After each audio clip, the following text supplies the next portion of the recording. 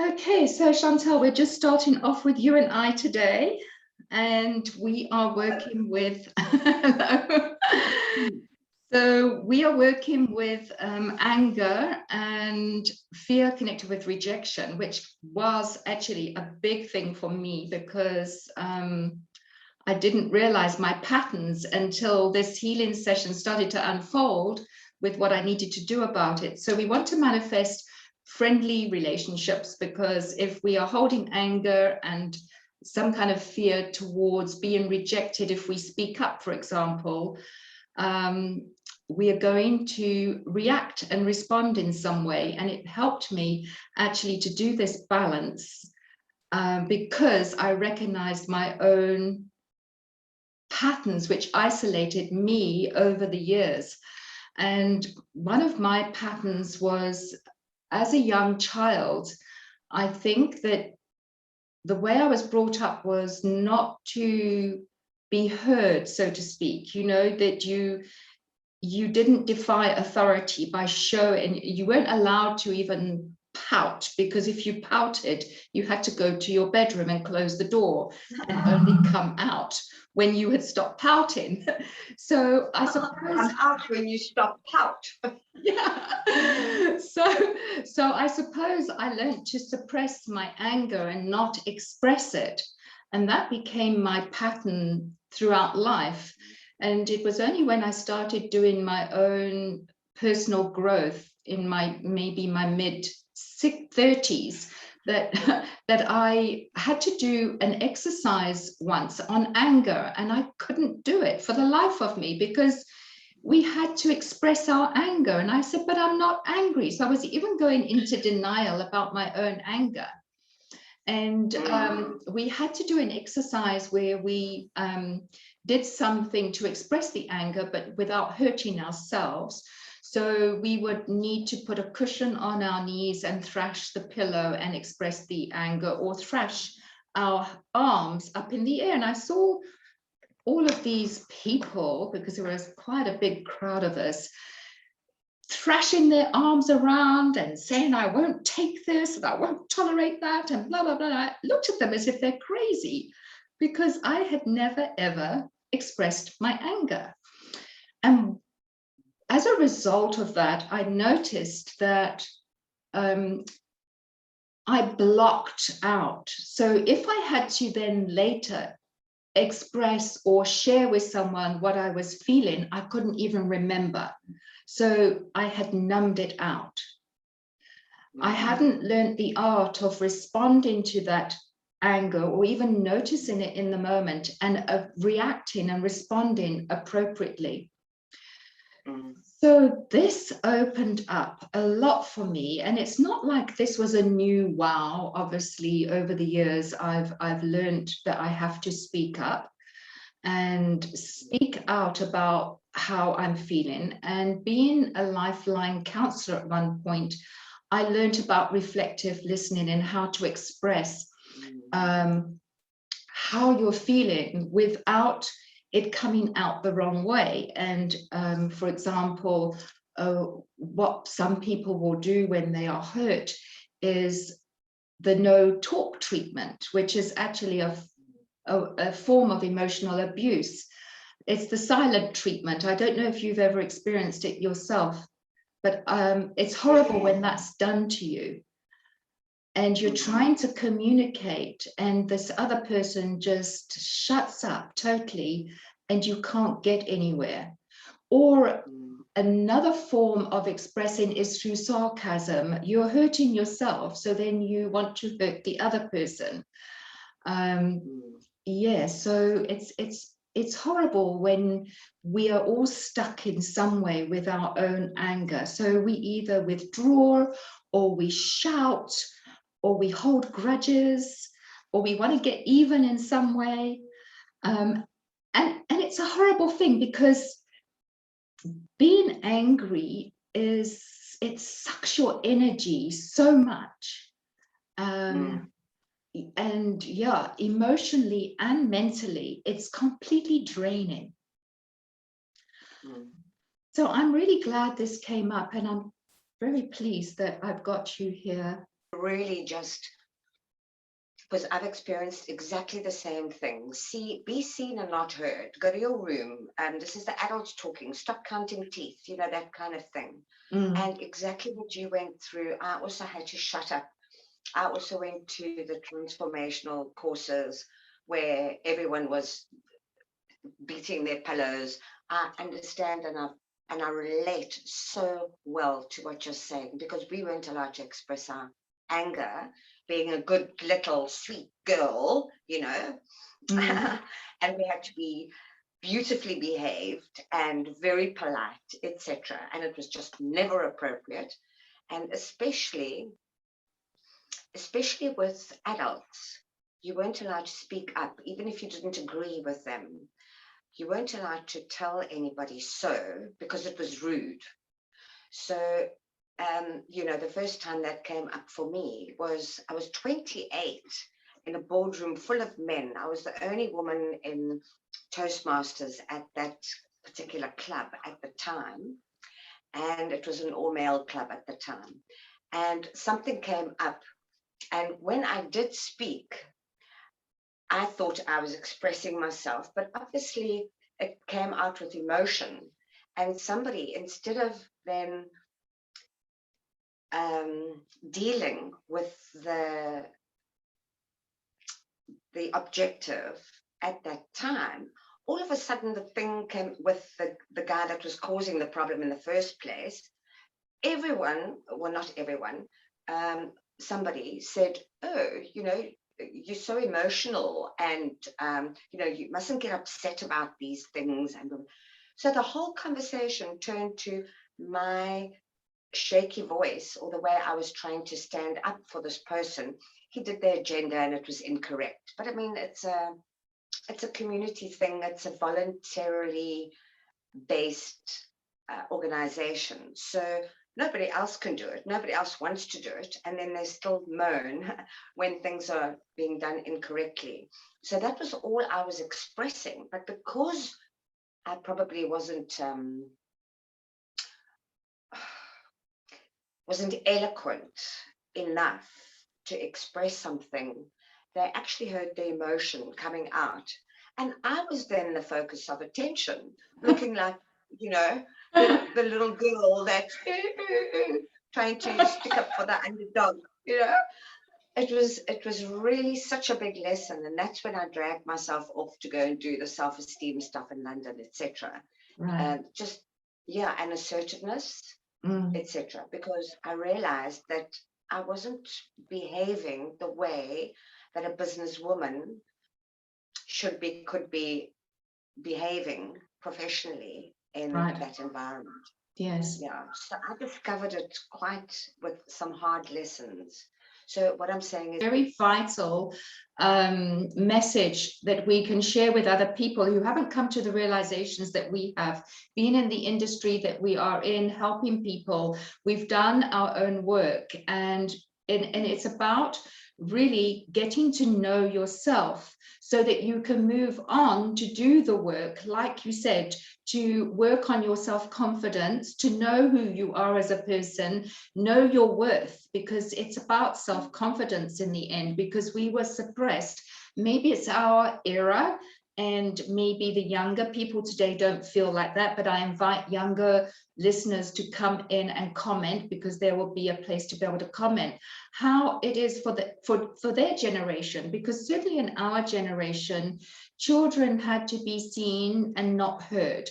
And so there was a lot that was suppressed. And as a result of that, I suffered in my relationships by internalizing all my feelings, thinking that the person who loves me and cares about me should know what they're doing. But also at the same time, they're reacting and responding according to the feedback that you're giving. Like you gave the example, you came across emotional. And, you know, if you're internalizing things, at some point, it's going to come out probably the wrong way, either explosive, or you're going to be sarcastic, or you're going to make snidey remarks because you haven't dealt with it appropriately from the beginning and said, oh, what you just said made me feel. And then this is where the effective communication comes in, with, you know, the other person hopefully not going on the defensive, but actually learning the art of reflective listening, which is saying, okay, so what you're telling me is that you felt, so you're acknowledging the other person's feelings, but of course we've got to acknowledge our own feelings before we can even get to the point of expressing our feelings. And quite often we'll have a feeling and it's so uncomfortable, we just stuff it down. And funnily enough, when I started my healing journey and learning about healing, guess where was blocked? My communication center, you know, it was completely blocked. So yes, it is. And another thing that I've learned, and maybe you might agree as well, is that you've got to face your fears. And to start off with, it's really quite scary when you are expressing how you're feeling, especially if it's anger or irritation or frustration, whatever it is. In fact, I found it easier to say and express what I was frustrated about rather than what I was angry about. So that's how I had to start the exercise. I had to start the exercise by saying, I feel frustrated when. And then I started to list the frustrations, and boy, the list got very long. It wasn't just one or two. And then as I went into it, that exercise built up the anger because I was acknowledging the frustration. And it took me on a journey where I could actually say, yeah, I was actually really angry about that. Christine, I really love what you've just said now, because it starts with irritation and frustration. So do you know the anger process, how you get angry? Because, you know, many times we are in situations where things aren't going according to our agenda. And then slowly that irritation and frustration builds up, and then we get angry, and then if we don't deal with it, it's an outrage, and we do something really, you know, there's lots of people in prison for beating taxi drivers over the head with a bat, or shooting them, and now spend the rest of their lives in jail because they couldn't manage or control that kind of anger. So the process starts with a desire. Can I just use a silly little example? Oh, I'm thirsty. I want some tea. And then you ask somebody, if you're lucky enough to have somebody make your tea, you ask somebody for the tea. And then the next process, if the tea doesn't arrive, then it is an expectation. Now, where is my tea? You know, because now I've expected a demand. Tea. It's 10 o'clock, and now it's like 10 past 10. And then you start feeling irritated, which gets worse, frustrated, irritated. And then, you know, by the time you look, it's 10:30 now, and you still haven't. So the desire moves to expectation, irritability, or frustration, and then it moves, only then does it move to anger. So when we are in a situation and you know that's the steps that leads you there, you can quickly check yourself. That's why I think the philosophies say, don't expect anything, because when you don't expect anything, obviously you're not let down. And you remind me of that process, because the more you delved into the thoughts around the irritation and the frustration, the more the anger came up. You see? So the secret is to nip it in the bud and say, well, if I go down that path and I still have this expectation that is not met, what is going to happen? And then you basically can choose, still when you're cool, calm, and collected, what your outcome is going to be if you lose it, or what outcome do you want? So instead of getting into that negative emotion, you can actually stop that process step by step, because you know yourself, you know what's going to come next.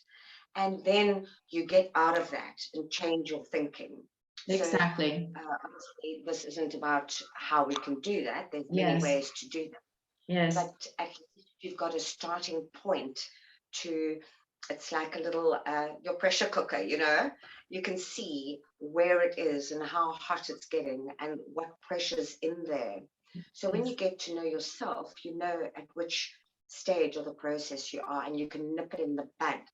Because invariably, you know, if you do go down that path and you don't firstly acknowledge it, and secondly don't do something about it, then that is when the reaction is there and not the appropriate response. Exactly. So that's where knowing your triggers is very important. So we'll all have different triggers based on our belief systems, based on our expectations, based on our past experiences, how we were brought up, and all of that will play a role in what those triggers are.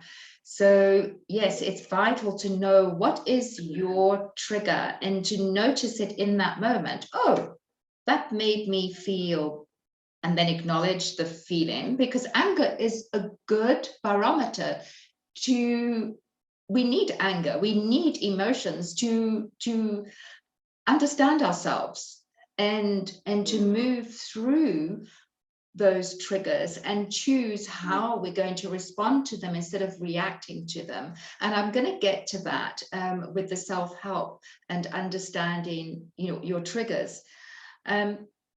But I just want to backtrack slightly, because anger and a fear connected with rejection, there's always going to be some pain, memory of pain associated with it. And so the two are going to feed into each other. So if you've had childhood abandonment, for example, there's going to be a fear about rejection. And it might not just be an abandonment, it could be a loss of any sort. And you're going to go into this fear of rejection. And when you're in that fear, you push away from you that you want most, because you're putting up your shield, you're putting up your protection, your barriers to prevent yourself from being hurt. Yeah, we put up the icicle wall, you know. Yeah. So yes, the first thing I think is to notice how are we responding. So if you're having problems sleeping, there's got to be an issue. For example, if you're on edge, irritated, if you notice that you're starting to criticize your partner or someone at work for no real reason, you kind of just irritated and you come back with a sharp lash of your tongue. Those are the warning signs that something's wrong, and then you end up hurting others. But anger actually turns in on itself. They often use a quote, you know, if you're throwing anger at somebody else, it's like throwing a hot coal, but you've got to burn yourself first. So what you're giving is actually what you're getting. So the quicker we deal with those triggers and those belief systems, etc., the better, and less the pain. Yes. The bigger the trigger, the more baggage we're carrying, the more we don't clear that, the bigger the reaction, and the more damage we do to ourselves and others. Exactly. So the secret is to try and clear all that old baggage and old triggers. And obviously that's not going to happen overnight. So what I often do is just deal with one at a time, you know, because you can't just fix the childhood of rejection all at once. However, I can learn how to manage myself so that in this particular moment, when something comes up, I didn't have to heal my whole past. But when it comes up, I'm aware, I'm more self-aware so that I can self-regulate and choose a better response when I'm cool, calm, and collected, rather than react when I'm emotional. Because, when we're high in an emotion, we're not thinking clearly and we make bad decisions, we say the wrong thing, we regret, etc., etc. Exactly. So dealing with that is probably one of the biggest things we need to learn in our life, because pain is one thing, but suffering it, over and over and over, because you keep on making mistakes and making things worse, because you didn't have that wonderful communication process that you were speaking about. When you, whatever, I feel, next time will you. Exactly. And a lot of it is also, someone who's not an outgoing person might be afraid to stand their ground and stand up for themselves, and they're afraid to express their needs. Yes.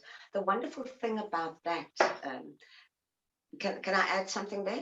The wonderful thing about that is that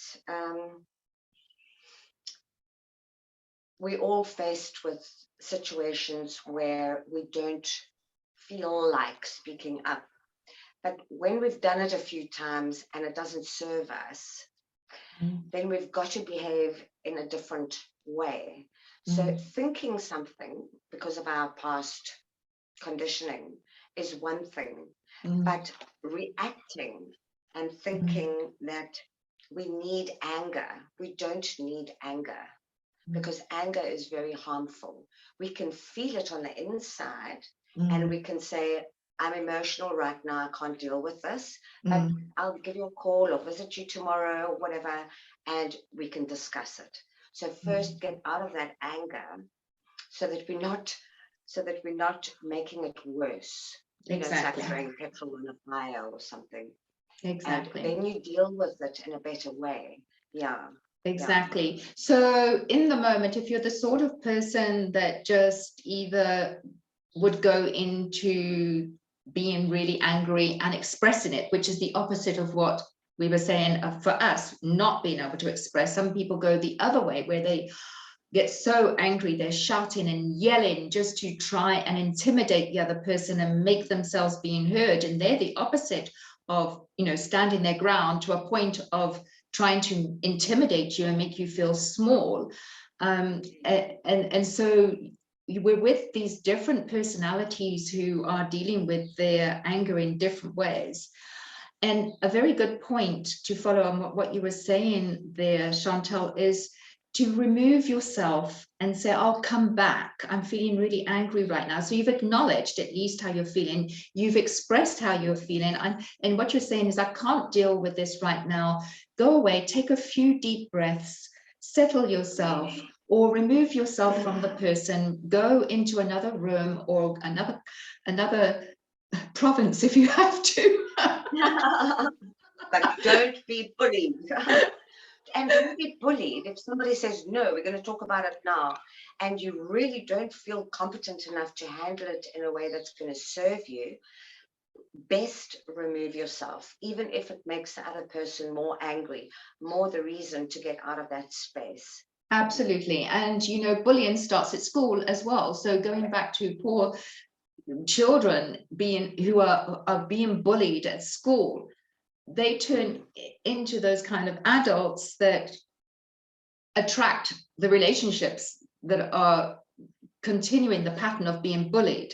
So good point. I'm glad you brought that up.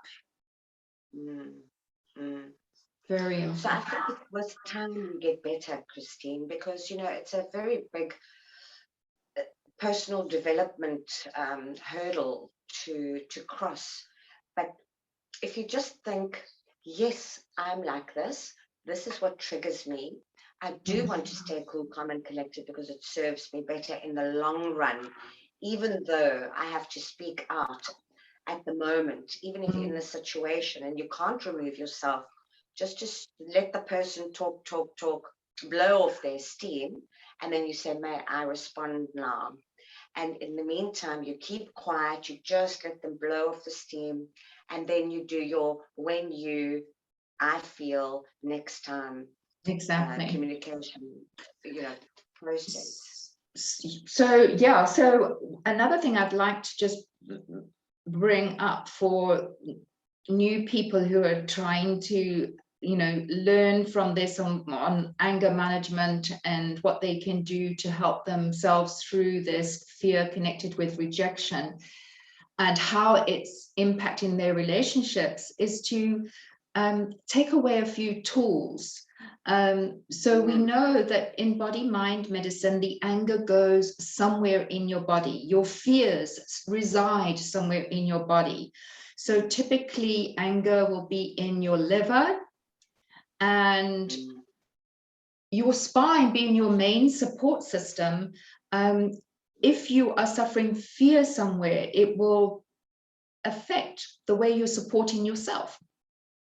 And so the spine, your structural system, is going to be impacted in some way. And sometimes I know these things are just postural. We're in front of computers a lot and everything, but have you seen people where they really caved in on themselves and you can just see their posture it's almost like they're shrinking themselves, making themselves smaller than what they really They're are. hiding because they're contracting. They're contracting because of the fear. When you love, you open up yourself and you are you expansive, you're friendly, but everything is open. As soon as you fear, then that's when you withdraw into yourself and you contract and you close your heart off. And you can actually sometimes see people as they're doing it because they'll retreat into themselves or close, either their mouth, their throat, or block their heart. It's actually, you can see it happening to someone. So you talking to someone, let's reverse the roles. If you're speaking to someone and you notice that they're doing that, then know that you're saying something that's either being demanding or, or coming across as too strong for them, and back off a bit, give them an opportunity to speak up, because else they're just going to cringe and they're really not going to say anything because they fear speaking up. Exactly. If you haven't learned to speak up, feel the fear and speak up anyway.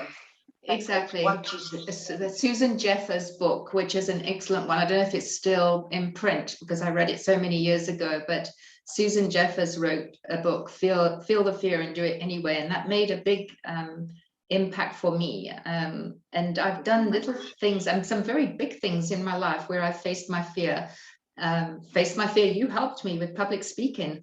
There you go. There was one big one. Another one was fear of going underwater and scuba diving, and I did that, and I literally contracted in fear for 1 year going into rough sea and diving, but I faced the fear and I did it anyway. And like you said, it gets easier. So whatever little steps people are taking to face those fears and do one little baby step at a time, act it out. If you have to start off with standing up for yourself and standing your ground, act it out.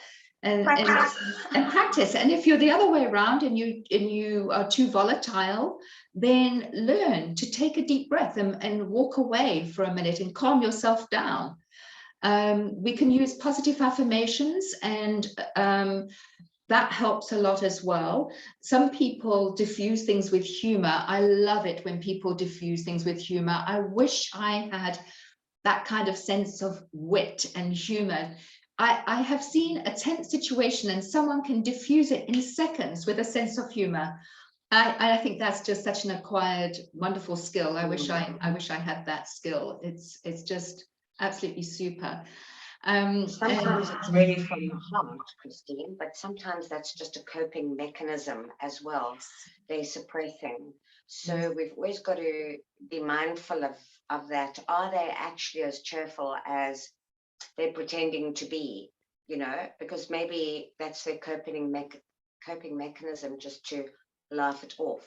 Yes. And I think that's very scary, because that means that you're not being honest with yourself I think you know the as difference well. though when someone is laughing it off as opposed to making someone laugh about seeing the funny side of it in the moment.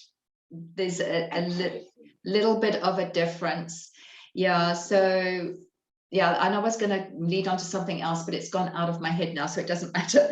But that, yeah, it is. It's just a wonderful journey when we never ever get there. I'm